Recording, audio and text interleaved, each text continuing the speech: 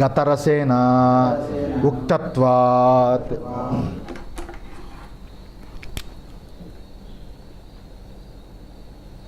నిర్వేర్యస్య గతరసేన ఉక్తత్వాత్. ఎందుకంటే సారము లేనిది, గతరసం అనే మాట చేత ఇక్కడ చెప్పబడింది. సారము లేనిది అది దాన్ని గతరసం, రసం పోయినవి అని అర్థం.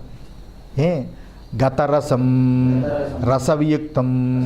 గతరసం అంటే రుచి లేనిది, రసవియుక్తం రుచి లేనిది. పూతి దుర్గంధం, దుర్గంధం గలది, పాచిది పూచి అంటే. పర్యుషితం చ పక్వం సద్ రాత్యంతరితం చాయతు. పర్యుషితం అంటే ఉడకబెట్టిన తర్వాత ఒక రాత్రి గడిచేది, చలిదన్నం ఒక రాత్రి గడిచేది. ఉచ్చిష్టం అపిచ భుక్తశిష్టమపి. ఉచ్చిష్టం అంటే భోజనం చెయ్యగా మిగిలేది. అమేజ్యం అయజ్ఞార్హం. అమేజ్యం అంటే యజ్ఞానికి తగనిది, యజ్ఞానికి తగనిది. అర్థమైందా? భోజనం ఈదృశం తామస ప్రియం. ఇట్టి భోజనం తామసుకులకి ప్రియమైనది. అమేజ్యం అంటే ఏదో అనుకున్నావా? అది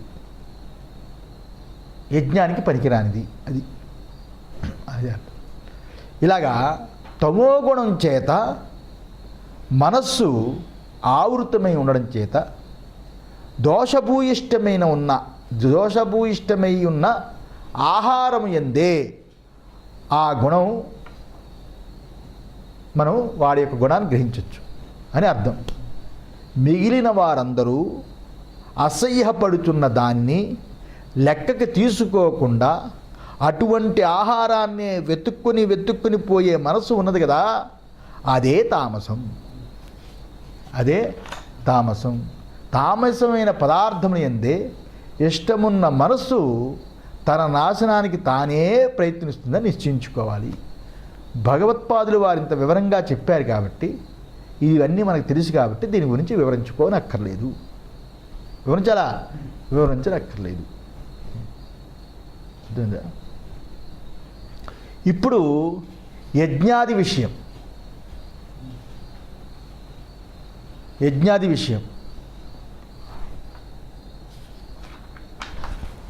ఆప్తా. ఓం సహనావతు సహనో భునక్తు సహ